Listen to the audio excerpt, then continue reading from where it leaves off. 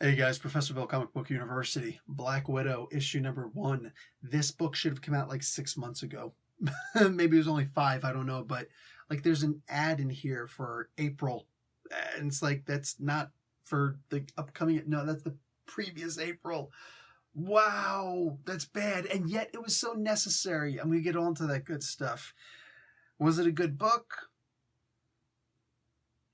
Gotta read issue 2 to know if it was a good book, but I expected that. Anyway, guys, let's get talking about who made the comic book. We'll break into more of the story itself. Kelly Thompson is the writer. Elena Casagrande is the artist. The color artist is Jordi Belair. I hate when red and black are made into words. VC's Corey Petit on letters, and Adam Hughes doing the cover art. A bunch of people doing the variant covers, and boom, let's get talking about the story. So to me, the best part of the comic book was the opening couple of pages, because it was the whole black and white thing, mostly just red. It's just, like somebody's watching Black Widow doing her thing, her spy espionage thing in infravision, which, cool, I'm digging it. Digging it a whole lot. Infrared, at least, not infravision, my bad. Anyway, so I like that. It was cool. I don't know what that document carrier, what that backup hard drive was supposed to be that she handed off to Captain America. I'm positive we're going to find out more about it as the comic book continues. I'm sure that a lot of this stuff is going to make a lot more sense as the comic continues.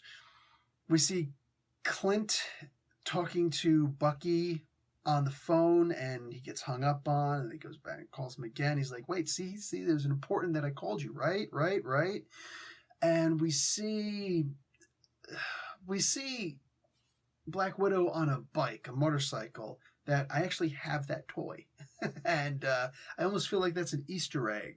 If it was like she saw the toy and it's like, you know what I'm going to do? I'm going to incorporate that bike into my story, and good for you. I like seeing stuff. I almost feel like I'm on the in crowd on that one. And then we see a new character. I think it's a new character, at least. I imagine it's a new character who Black Widow is now having a relationship with. Okay.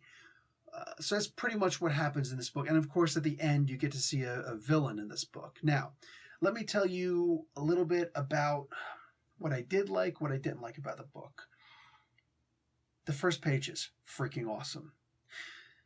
The idea that this book was written in the Christopher Priest format, that nothing in this book is linear, all right? If you read the book as though everything's happening in order, you're wrong. You're going to be so lost, and that's dangerous because it's already a really hard book to follow. But like that phone call and seeing her on the news, seeing Black Widow on the news, if you read the book, you know what I'm talking about. If you didn't, why are you still here? It was a good book. Go back and grab it. Anyway, or wait for the trade. This might be one of those stories that's better waiting for the trade. Anyway, all that stuff happens before the beginning of this comic book, when she hands off the drive to Cap, right? So it's to me, I think it's fairly easy to see that. I understand some people didn't see that. A book should, air quotes here, be literal, or literal. Everything's literal. It should be linear. But no, the way that Christopher Priest usually writes his stories, they can be fun. They can also be annoying. I think this is the first time I'm seeing Kelly Thompson doing that kind of a story. Very interested to see if she can pull it off. Captive audience. As far as the things that didn't work in the book, okay, one of the things that I've noticed about Kelly Thompson is that her best attribute as far as writing is concerned is her dialogue.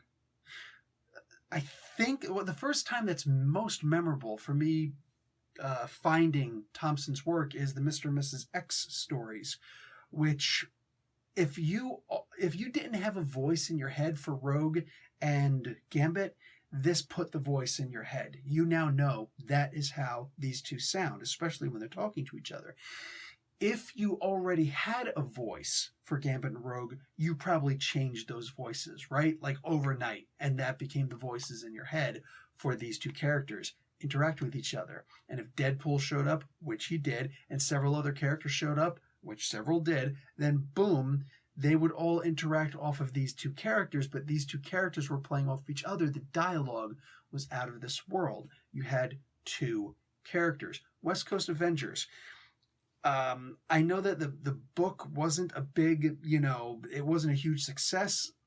A lot of times really great books, like case in point Suicide Squad, being canceled because of sales, because not enough eyes on the book, because they weren't advertising the book.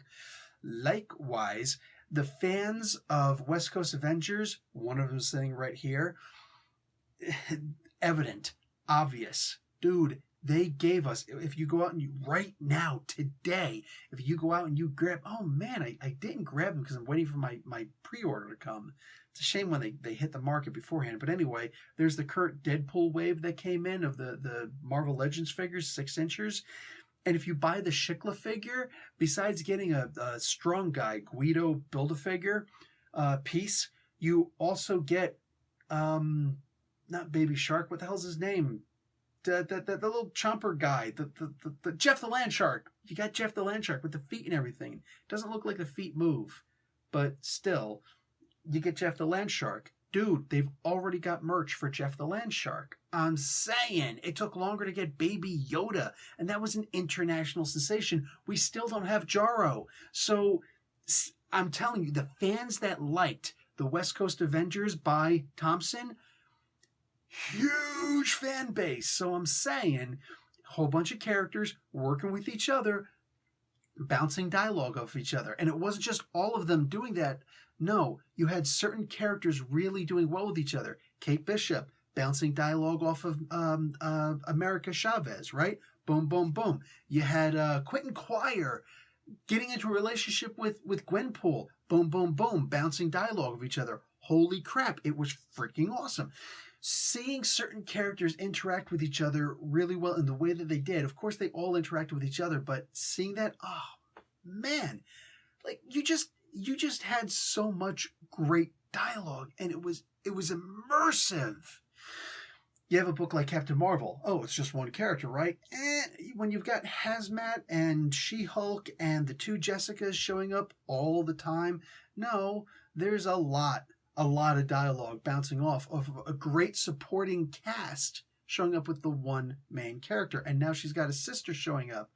I'm telling you, when you have characters bounce dialogue off of, Kelly Thompson is going to walk in and she's going to split the room. And people are going to go, wow, effing awesome.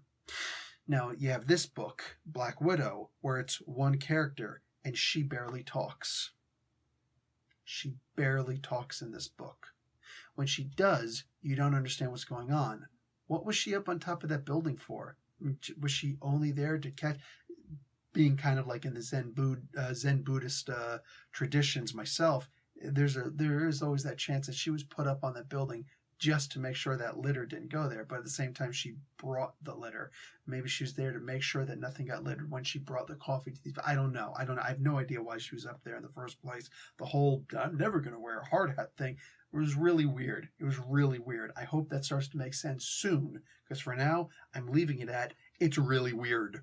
But when I'm sitting here reading this comic book, like there's barely any dialogue. There's barely anything being said. Like, did the editor just walk in and say, "I've got to justify my job," just take away all the dialogue? A couple, like, squeeze the sand and a few, grains fell beneath, and those are the words in the comic book. I don't know, but like there was nothing to feed off of in this book. Just imagery. And unfortunately, this isn't the art style where you're going to get a lot of... No, the art style in here, no disrespect, because everybody's art style is different. The art style in here is one where it's a very dialogue-heavy book, but without dialogue and with just... Basically, it's just some line work and some colors slapped on. No disrespect. That works in certain books. We've seen it. In this book, none of it worked. None of it worked. So it was a really weird play to do this. But now, what am I expecting from the book?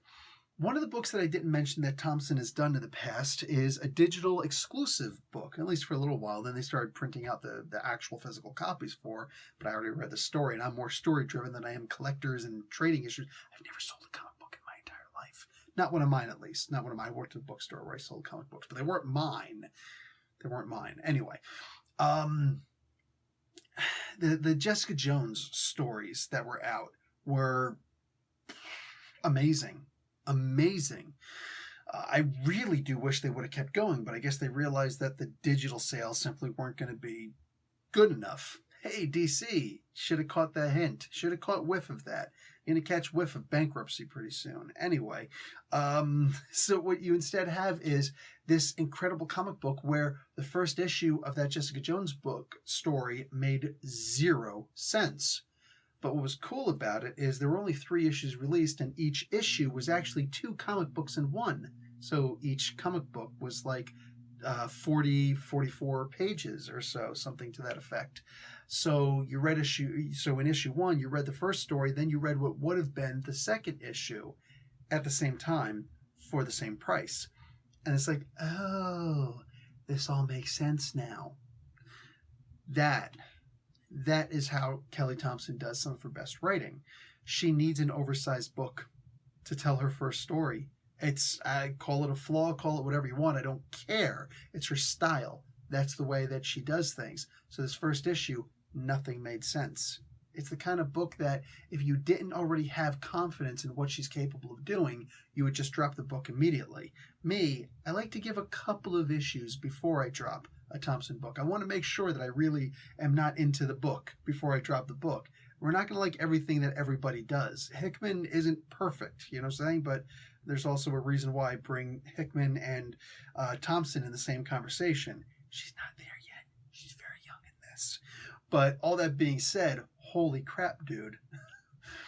I'm expecting that the relationship that she has in this book, that guy, I'm expecting, unless he already is somebody important, I just didn't recognize it, I'm expecting him to be fairly important, probably by issue 8. Think about the Captain Marvel book, that Riley Ripley, whatever her name is. I almost want to say Rhea Ripley, but that would be NXT. Anyway, that character, first appearance in Captain Marvel #1, first appearance in costume, Captain Marvel issue number 8. Issue number 8, boom, skyrocketed in price. Issue number 1, which issue number 1s are already important, all of a sudden, that became even more important, right? So, did you get this book? Are you going to get this book? Because you should get this book.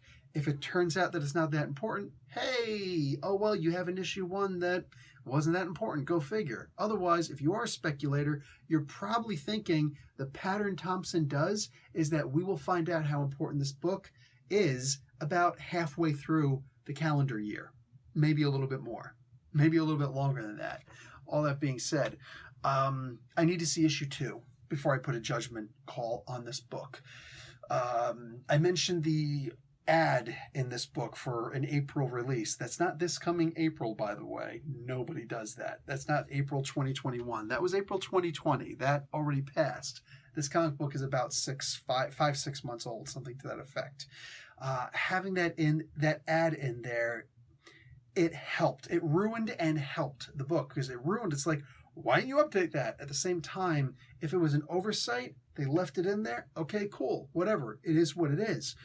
That was just a dumb move. But if they purposely left it in there to remind us that this book was supposed to come out 6 or so months ago, genius move. It's funny. It's like, I like to keep a balance in my life. In this particular case, the balance will be, I recognize each polar opposite. I'm just going to stand in the middle and say, I'm not sure which one it is, but hey, how you doing? So anyway, the ad reminded me that this book was supposed to come out months ago, because some of the very scant amount of dialogue that was in here was Hawkeye talking to Bucky, which was based off of that Marvel team-up story. I think it was only like 5 issues, might have been 6, but I think it was only about 5 issues by Rosenberg. Really good story for all intents and purposes, where they actually found Yelena Belanova, and then it turned out it was Black Widow and all that stuff, so you can see where that's going. And this book obviously feeds off of that book, which, awesome. If it was as recent as the book was meant to be. So it's a weird kind of thing, man, because we're in a weird transition where where the original Black Widow, Natalia, she's already back. Granted, Jason Aaron already put her back in the Avengers book, and everybody's like, oh, you're still alive. That's odd. But yeah, it happened, and it's like, but nobody else did that. Nobody else seems to have put her in a book. The Empire event just ended this week with issue 6 of 6, right? And even with the Fallout, where was Black Widow in any of those stories? She was nowhere to be seen in these stories, right? So it still fits that nobody knows where she's at, and all of a sudden she just showed up on TV. I just happened to be watching the local news. So it still fits, but not as much as it did. Not as much as it did. Aaron, put her in that book and just push her in the book. It's remember Brian Michael Bendis used to be the guy that's just like, I don't care what anybody else is doing in the stories. This is my story. I'm going to do. Hey. Well, now that he's over in DC, it's like a spot opened up, and Jason Aaron was like, I'll fill the spot. Marvel's like, it's all yours. He's like, yay! Like, that's what I'm seeing. When I'm seeing this, like Jason Aaron just jumping up, and it's like, I'm going to throw yellow. Natalia didn't even do anything special in there. It was just weird. It's like, let's make the Red Widow costume, or whatever the heck that was, the Iron Maiden they called it. I don't know if that worked. We never really finished that. Instead, this book just, it feels like an anachronism. Like, it's out of time. It's like reading Julius Caesar and they look up at the clock on the wall. There's a clock on the wall? Was it a water clock? What the frick is going on, right? Anyway, I enjoyed this. Exactly enough to be willing to read the second issue. Second issue is going to have to make a lot of sense, though. It's going to have to make a lot of sense out of what I read in this issue also. Hopefully I don't need to wait 6 months for that to come out. Sometimes, Marvel doesn't always do good moves. Sometimes they do dumb moves. And in my opinion, they should have went 2 ways with this book. They already paid Thompson and everybody involved for this book, right? So, like, we got to get our money's worth. Let's put the story out. But I think either don't put the story out because it's already too late. I mean, you look in the back of the book and look, they're already advertising another Black Widow story with Yelena. That's why I keep on having Yelena on my head, because I'm remembering, don't forget there's a Yelena story. Don't forget it's important. So obviously based off of the movie. Anyway, I think that it's either don't put the book out, just deal with it. You paid for the book, deal with it. All right, the book's not coming out. Or pay a little extra for a revision or 2 in the story to kind of more modernize it, update. At least put 6 months ago, something along those lines. The book still works though, again, because once again there is that Christopher Priest formula in here where the book is non-linear. So we really just have to go with that. Anyway, I'm genuinely looking forward to the next issue because I'm hoping it's going to make sense of this book and itself as well. We'll see. And I do hope that the Priest formula stays. I would love to see what Thompson's capable of doing with that formula. Anyway, guys, I'm out. Like the video, watch an ad. Professor Bill, Comic Book University, class dismissed.